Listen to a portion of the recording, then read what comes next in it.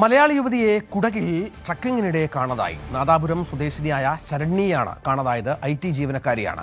വനവകുപ്പ് ഉദ്യോഗസ്ഥരും നാട്ടുകാരും 2 ദിവസമായി തെരച്ചിൽ തുടരുകയാണ്. MS അനീഷ് കുമാർ ചേരുകയാണ്. അനീഷ്, എന്താണ് സംഭവിച്ചത്? ഇവർക്കൊപ്പമുള്ള ആളുകൾ എന്തൊക്കെ വിവരങ്ങളാണ് പങ്കുവെക്കുന്നത്? തെരച്ചിൽ രാത്രിയും ഒക്കെ തുടർന്നോ? എന്താണ് ഒരവസ്ഥ?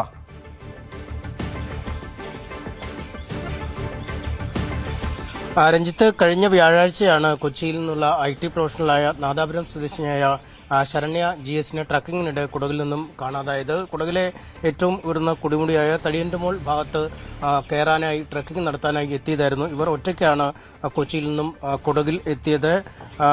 യാവനപ്പാടി ഗ്രാമത്തിലെ ഒരു ഹോം സ്റ്റേയിലാണ് ഇവർ താമസിച്ചിരുന്നത്. ഇതിനുശേഷം 2-ാം തീയതി ഏപ്രിൽ 2-ന് രാവിലെ ഏതാണ്ട് 8 മണിയോടുകൂടി വനംവകുപ്പിന്റെ അനുമതിയോടെ ട്രക്കിംഗ് ആരംഭിക്കുകയായിരുന്നു. ഈ സമയത്ത് ഈ മേഖലയിൽ കാട്ടാനശല്യം വളരെ രൂക്ഷമായിരിക്കുന്ന ഒരു സാഹചര്യത്തിൽ ഒരു സംഘത്തോടൊപ്പം മാത്രമേ പോകാൻ കഴിയൂ എന്ന നിർദ്ദേശം വനംവകുപ്പ് നൽകി. ഇതേ തുടർന്ന് 10-അംഗ സംഘത്തോടൊപ്പമാണ് ശരണ്യ ഈ ട്രക്കിങ്ങിന് പോവുകയും ചെയ്തത്. എന്നാൽ വൈകുന്നേരം 4 മണിയോടുകൂടി ട്രക്കിങ്ങിന് പോയ മറ്റ് ആളുകൾ, ഈ സംഘത്തിലെ മറ്റ് ആളുകൾ തിരിച്ചെത്തിയെങ്കിലും ശരണ്യ ഒപ്പം ഉണ്ടായിരുന്നില്ല.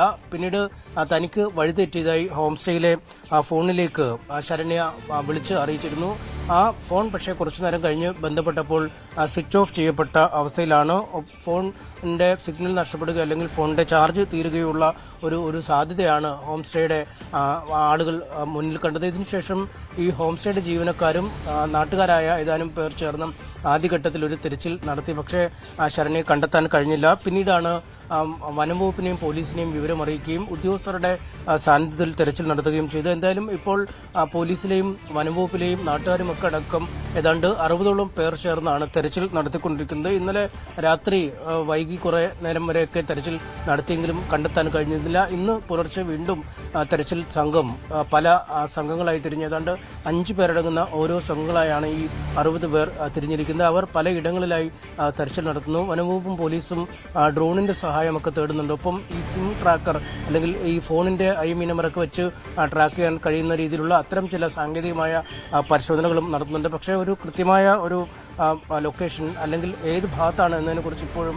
കൃത്യമായ വിവരങ്ങളില്ല എന്നാണ് നമുക്ക് മനസ്സിലാക്കാൻ കഴിയുന്നത്. വലിയ ആനക്കാടാണ്, ഒരുപാട് ആനത്താരകളുള്ള ഒരു സ്ഥലമാണ്. എന്തായാലും അത്തരം ഇടങ്ങളൊക്കെ കേന്ദ്രീകരിച്ച് ഇപ്പോൾ പരിശോധന തുടരുകയാണ്.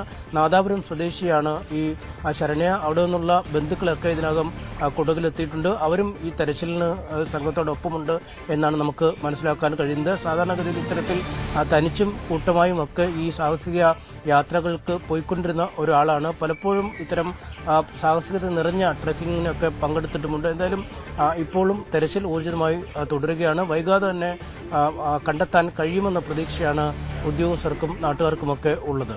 രഞ്ജിത്ത്, MS അനീഷ് കുമാറാണ് വിവരങ്ങൾ പങ്കുവച്ചുകൊണ്ടിരിക്കുന്നത്. കൂടുതൽ വാർത്തകൾക്ക് News 18 Keralam YouTube channel subscribe ചെയ്യുക.